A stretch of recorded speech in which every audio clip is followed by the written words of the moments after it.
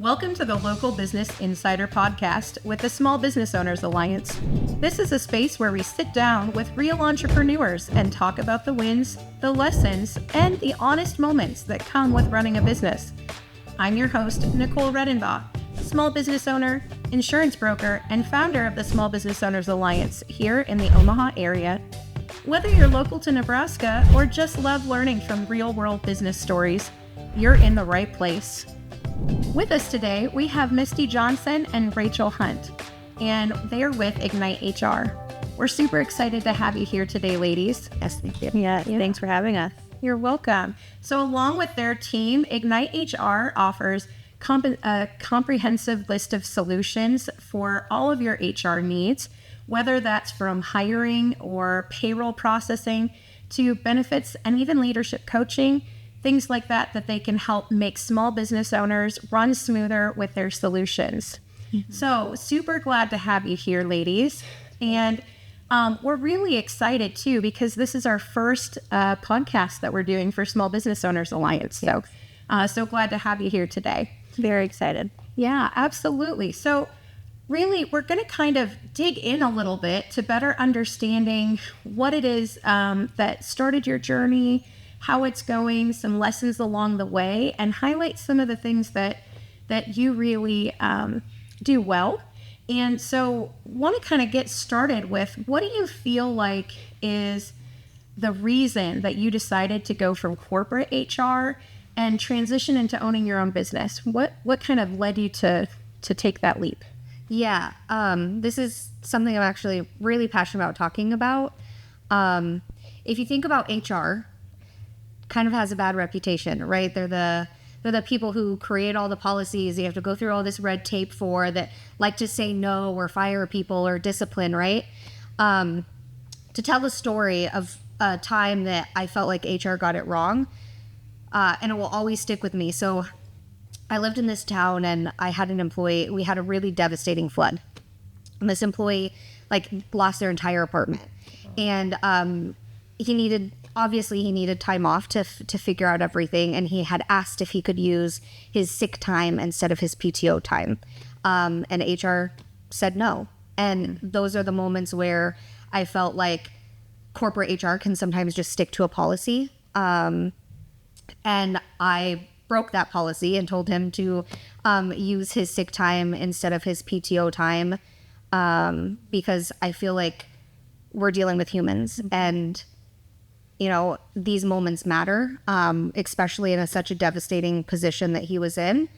And so I think in these moments that matter, that's where HR can really be something different.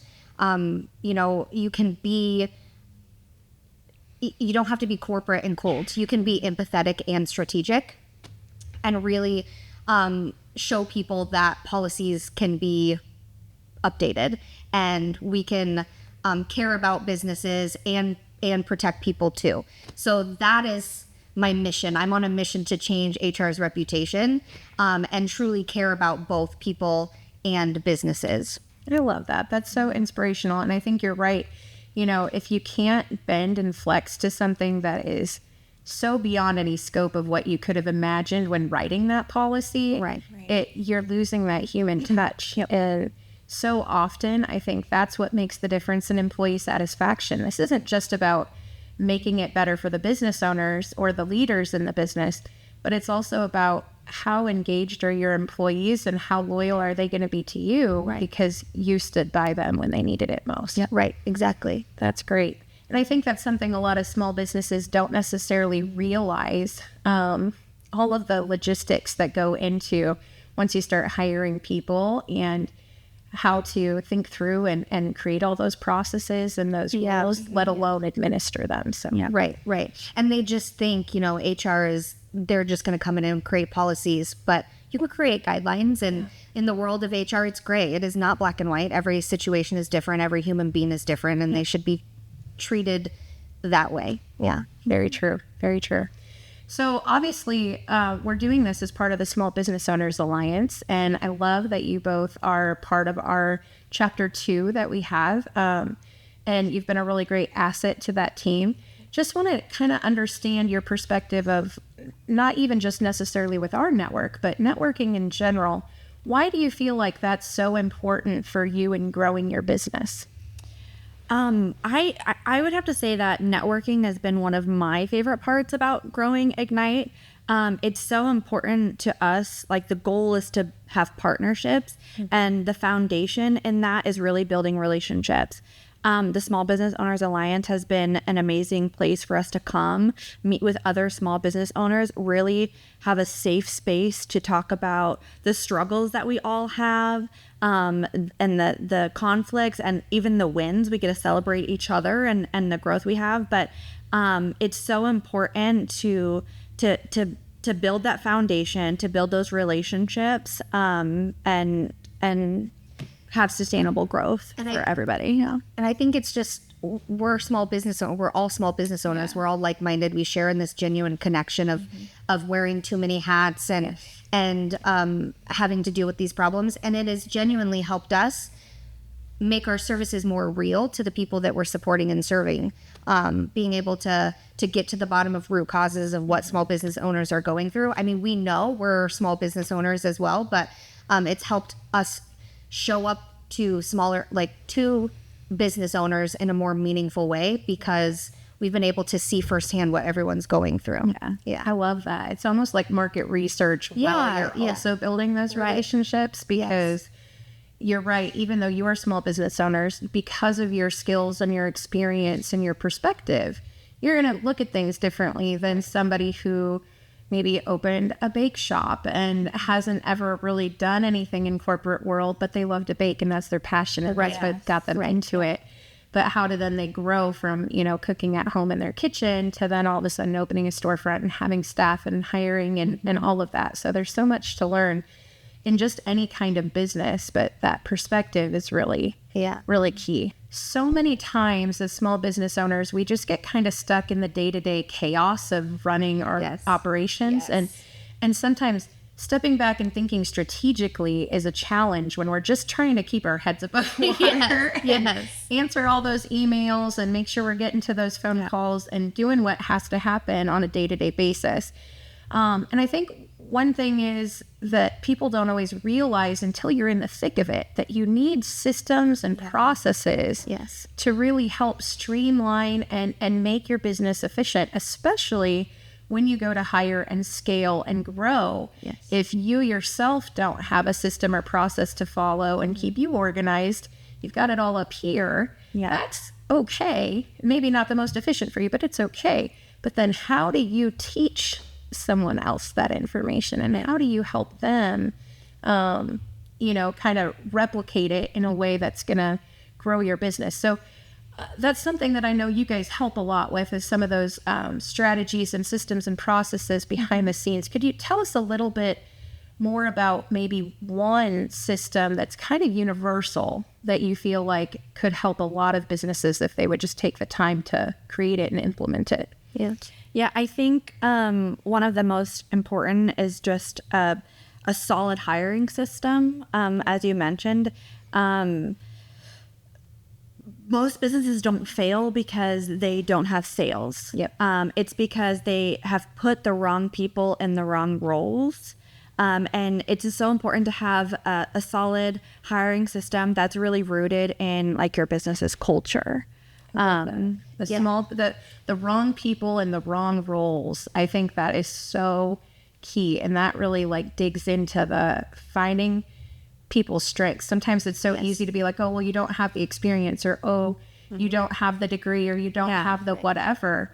But what are your strengths, and how can we leverage them in the right role? And I think that I see a lot, the big struggle, especially in small businesses, that most owners do, is they promote people that have been very tenured into leadership roles, but maybe they don't have experience leading people. And then they were really great doers, right? They excelled in their job as a contributor, but then when they transition to be a leader, they don't know how to teach some of that too.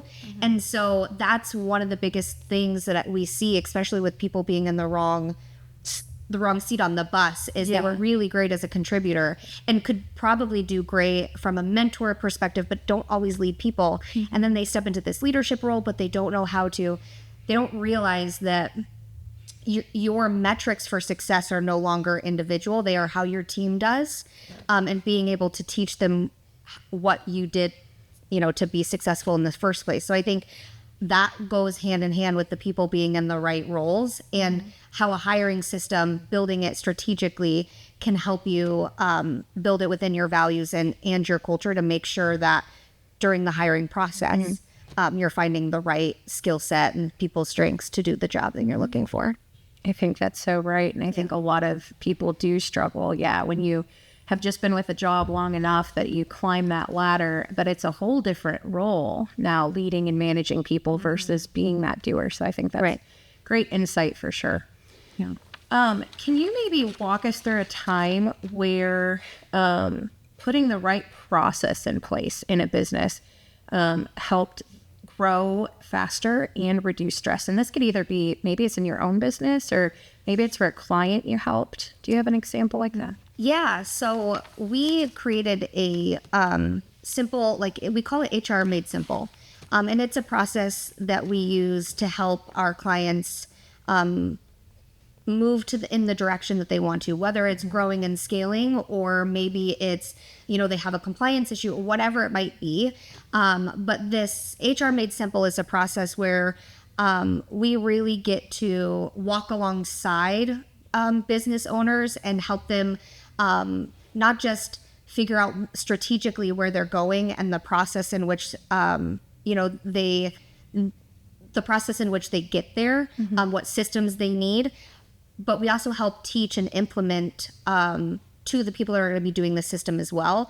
But it's a way that we kind of onboard and integrate new clients and really make sure that we become this partner with them. To tell a story here, we had a client early on who came to us completely like underwater. Ton of people issues, call-ins, people getting hurt on the job, Payroll issues. Payroll issues, compliance issues. And we didn't just start with writing policies and compliance. We started with listening. And when I say listening, like we spent a good three sessions, 4 hours a piece, just truly listening to what the issues were so we could find the root cause. A lot of HR solutions out there are meant to be Band-Aid fixes, and we didn't want that. And after we kind of went through this HR Made Simple process with her, found the root cause, she came to us so happy.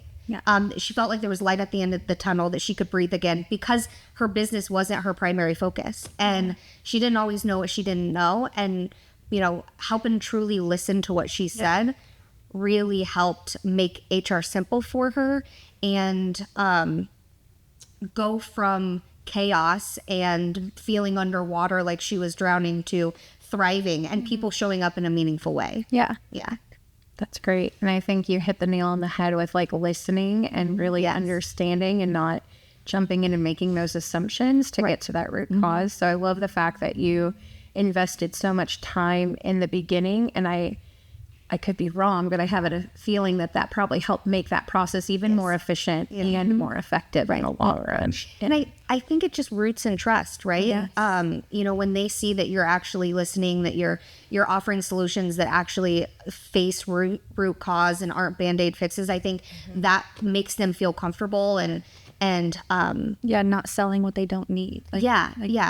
Absolutely. That's great. Yeah, I think that's a big thing, is the trust goes both ways in that kind of relationship, especially in more of a consultative type of business like this. Is people don't want to be sold to. They don't want to be charged for things that they don't need. So I love the fact that you really take the time to learn about them and what kind of solutions you can offer that are really going to help fix it. So it sounds like, you do a really good job, and I know you do this in our networking, but it sounds like with working with clients, you do a really good job too of helping make people feel valued and making them feel important. And wanted to kind of get your perspective on how can small business owners implement systems that don't feel robotic, especially like whether it's automations or it's like, they're following the policy they made. How can they do that without losing that human feel, that connection, and feeling too robotic and cold? Yeah. Making people feel valued is about being intentional. And in order for people to feel valued, they have to feel seen and heard. We actually did a blog post not too long ago around AI in HR, and like AI is great, but it can't take it can't be a human and lead with empathy. But the key to making people feel valued with the systems in place is about making sure your systems serve people, not replace them. And I think we design systems around moments that matter, whether, if you think about a new hire that's coming on board, we write a letter to them as part of a team, a handwritten letter. We check in with their training. We ask for feedback during training, and we customize the training plan. And automation, like you said, automation can feel human if you incorporate your values and your culture. It's in a way, it helps you with being consistent without losing connection. But to truly make people feel valued, you have to incorporate them. You have to incorporate your people into, if you are updating your system or updating a process. Your people are the closest to the work. They are closest to the customer, the job that they're doing, to the culture that is being provided.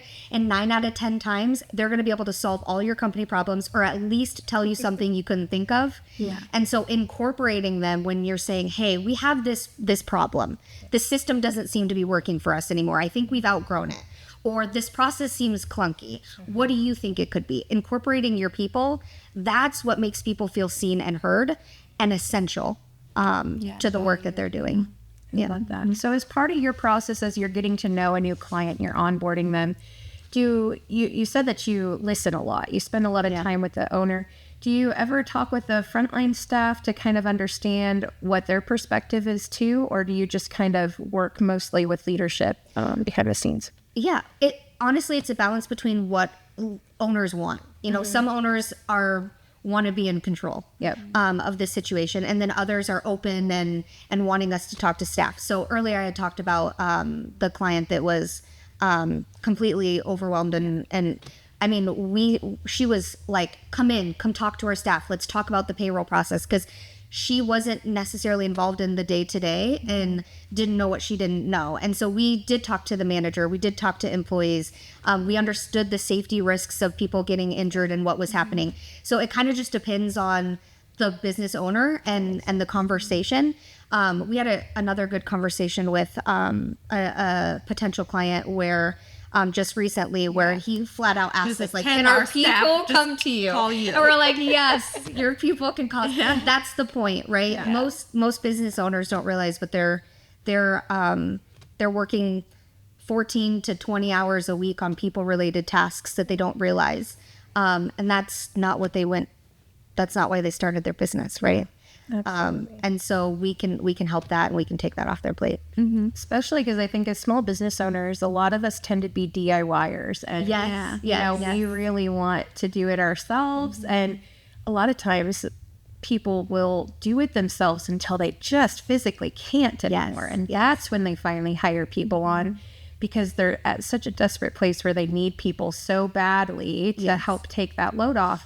But they're still doing so much even once they hire them. But now they've taken on all these extra tasks too of leading people. Like you said, it's that alone is another part-time job in and of itself. Yes. So that's great. And I think talking about that, because I think one of the things that people kind of wait to hire for is because of budgets, right? Oh, of course.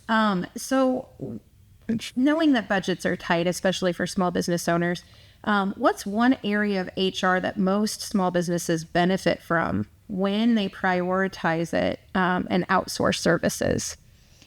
I think that there's two that I would say: compliance and hiring. Okay. So as they're starting to reach out and are looking for support, those are the two that have the most risk, is compliance and hiring. And I think that they offer a really good, strong foundation And also too, like if you think about compliance and hiring, 70% of small businesses would not pass an audit today. And if you think about hiring, the number one reason why small businesses would not pass a compliance audit in hiring specifically is because of misclassification of W-2 versus a contract employee. So usually the first thing that businesses do when they start to grow is they need to hire. You don't need all HR at one time. You need the right HR At the right time. So yeah, I agree. Hiring and compliance are probably the two things that most small businesses need in the very beginning to make sure, because they're costly. And most businesses, also small businesses, don't realize that small businesses are audited way more than corporations because the EEOC and the DOL, they're making billions of dollars every year in fines from auditing and I didn't know is not a defense. yes. I'm not going to be sympathetic. Yeah, I think, that's a great point. And especially as DIYers or entrepreneurs who are go-getters and like, let's just get started. It's impossible to know all of the things. And you don't, yes, there's ChatGPT, there's Google resources, all kinds of things that you can find online. But like, one, taking the time to do it. Right. And two, how do you even know that you need to know it in the first place? Right. If you don't know the right things to research, then it makes it really challenging. So I love that you're there to kind of help with that, because even though it may be an upfront cost for them to invest in your services now, if you can save them in the long run, not just the financial fines and things, but the headache of having to go through. Just the peace of mind of making sure your business is secure if an audit comes through, or that you're hiring the right people so you don't have them put in the turnover and put them in the wrong spots too. That's great.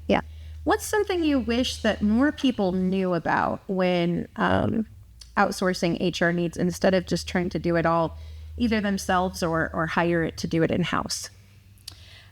It's not about, so this is a struggle that a lot of small business owners we talk to have. Like, we can tell they've been doing it themselves for so long, the DIYers, just like you said.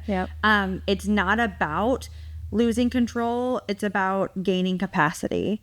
Outsourcing doesn't mean you're handing your people over to strangers, but bringing in a trusted partner to support you. HR isn't like paperwork, right? It's strategy, it's culture, it's risk mitigation, and it's peace of mind at the end of the day to take care of your people. Like we said, business owners went to school or started their business because they were passionate about what they're doing, not about hiring, not about compliance. So this allows us to give them that capacity back to imagine if they had those 14 to 20 hours a week back, the growth that they could do themselves personally within their business, within their people. And it just doing creates it to something they're passionate about and not just that time value that you put to how much is an hour of your time worth? What can you do with that hour? And maybe that's not even just sales. Maybe that's, oh my gosh, I got a chance to go see my kids' baseball game. Absolutely. And I didn't feel guilty about it because my phone was ringing off the hook and I wasn't answering it. It's not just about sales, but sometimes it is. If you can do those high value ticket sales while you have other people behind the scenes doing some of the administrative tasks, whatever that may be for your business. And most business owners started their business to be able to have more freedom. But oftentimes they're still wearing all of the hats, and so they don't have the freedom yet. Sure. We were just talking about that in the group of how many hours are you investing in your business, whether that's with clients or behind the scenes or the marketing or the HR or whatever that may look like for you. Even if it's just like sitting there brainstorming about it, it's really...